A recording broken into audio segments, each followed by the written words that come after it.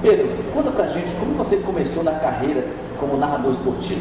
Bom, narrador foi um acidente, como locutor também, porque eu fui visitar um amigo que me convidou para ir à Rádio Princesa do Jacuí na época, era um domingo à tarde e ele me propôs para ler um texto. Lê esse texto aqui, como é que tu vai te sair? E eu fui, uma caixinha na minha frente, eu fui lendo aquilo ali, do meu jeito, de repente ele saiu, vou comprar cigarro, foi embora.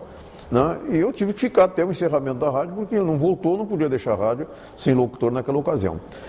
E como narrador esportivo também foi por acidente, porque eu era repórter na época, o comentarista foi comigo para um jogo em Santa Cruz, no Estádio dos Plátanos, o Paulo Branco era o narrador, bom narrador por sinal, e devido à chuva forte que caiu na parte da manhã e no começo da tarde, ele entendeu que o jogo não ia sair à tarde e não foi.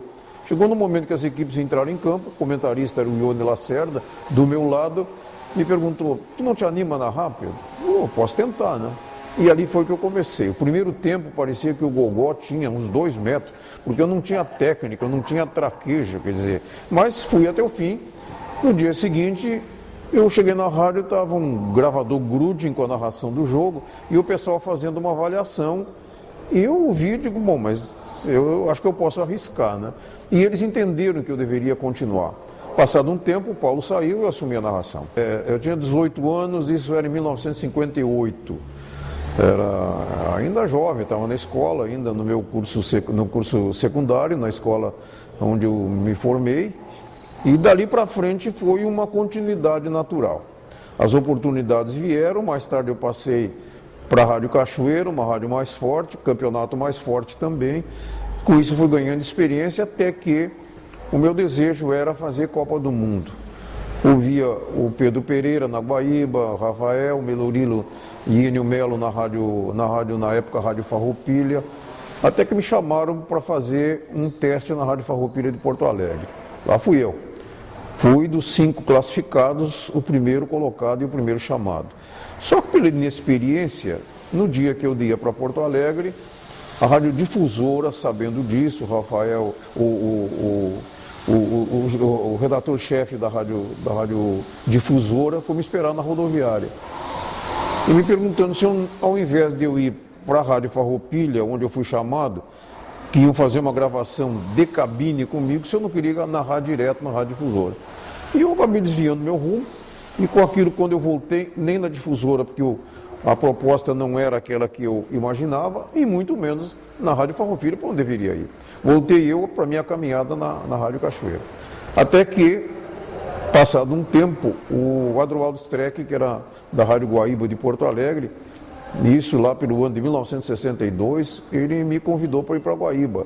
Mas a proposta dele era de que ele passaria a campanha política, ele era candidato a deputado e voltaria depois da eleição para me levar para Guaíba. O que aconteceu?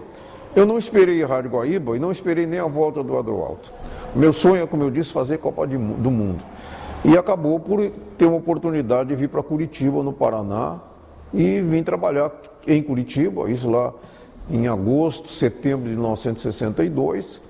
Vim para a Rádio Ouro Verde, uma rádio bonita na época, praticamente uma rádio de FM.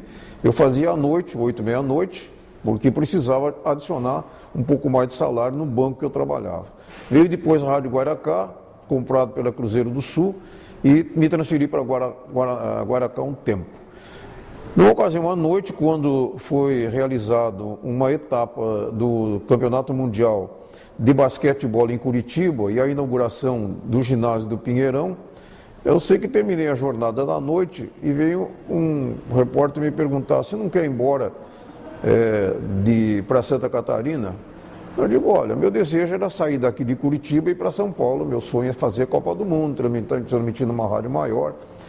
Aí ele disse, mas tem um cidadão querendo levar alguém para lá e o único solteiro do grupo aqui é você, os outros são casados, não quiseram ir. E foi que terminou a jornada, eram umas 11 horas da noite mais ou menos. Eu encontrei um cidadão lá embaixo, junto com o narrador da emissora do Paraná, me apresentaram, era o deputado J. Gonçalves, de Joinville, da Rádio Cultura. Ele me fez uma proposta, já naquela hora, eu digo, olha, eu não penso em ir para Santa Catarina, meu caminho é andar para frente, eu não queria voltar. Ele foi assim, não conversa muito, então vamos fazer o seguinte, Pedro, amanhã de manhã vamos tomar café no hotel, vamos conversar mais. Outro dia da manhã, 8 horas da manhã, estava lá no hotel conversando com ele. Ele foi, Pedro, olha, vamos fazer o seguinte, vamos a Joinville para te conhecer a cidade, conhecer os meus amigos. Eu tinha tido um convite da Rádio Nereu Ramos com o Lazinho na época, dentro desse mesmo caminho, né? Acabei não indo por diferença de salário, mas também porque não era minha vontade na época. Mas o Jota me convenceu de certa forma, eu vim para Joinville, fiquei 3 dias em Joinville, me apresentou todos os seus amigos e ali acertamos então para que eu viesse para dirigir a parte de programação da Rádio Cultura, junto com o seu genro, que era o diretor comercial. Vim para Joinville em 1963, maio de 1963. Aí ficou esses 2 dias, acertou, como é que foi para você? Fiquei na Rádio Cultura trabalhando praticamente todo dia, acompanhando a programação, mas o desejo, com compromisso com ele, era de uma nova atividade que pudesse também me dar um pouco de renda maior. E ele me disse, Pedro, vem o Banco do Estado de Santa Catarina, o BESC, vem para Joinville, e eu posso perfeitamente, junto ao governo, fazer com que você venha para o BESC, lá em 1963. Passou um tempo, não vinha BESC, não vinha mais nada, forçar com eles, olha, tem uma outra oportunidade aqui. Vai sair um teste de classificação na Secretaria da Fazenda, quem sabe você se interessa aí para lá. Muito bem. E quando foi definido que a minha vaga estava garantida para a Secretaria da Fazenda, tinha um impedimento no caminho, que era um outro que ele havia se comprometido anteriormente. E naquela ocasião ele procurou por esse amigo e ele disse que a diferença de salário era bem grande. Ele trabalhava no jornal A Notícia e trabalhava na rádio. Ele disse, não me interessa. Como não me interessa, eu acabei vindo para cá. E em 19 de fevereiro de 1964, eu fui admitido na Secretaria da Fazenda como auxiliar de fiscalização. Fiquei sediado em Joinville, fiz fronteira, fui trabalhando, fui abrindo caminho, ainda jovem, mas com muito entusiasmo e expectativa. Fiquei na Rádio Cultura até que o Jota deixou, depois ele vendeu a rádio para Tupi, ela deu uma subida muito alta. Em 1965, a Rádio Cultura teve um avanço muito grande, eu me recordo, quando ela foi adquirida pelo Grupo Tupi. Dali nós tivemos toda a estrutura montada pela fundição, dando qualificação à Rádio Cultura, que até hoje ela tem isso aí. Se constituiu com a Mirador do Rio do Sul, com a Eldorado de Criciúma, com a Guarujá de Florianópolis, como as grandes emissoras do estado de Santa Catarina.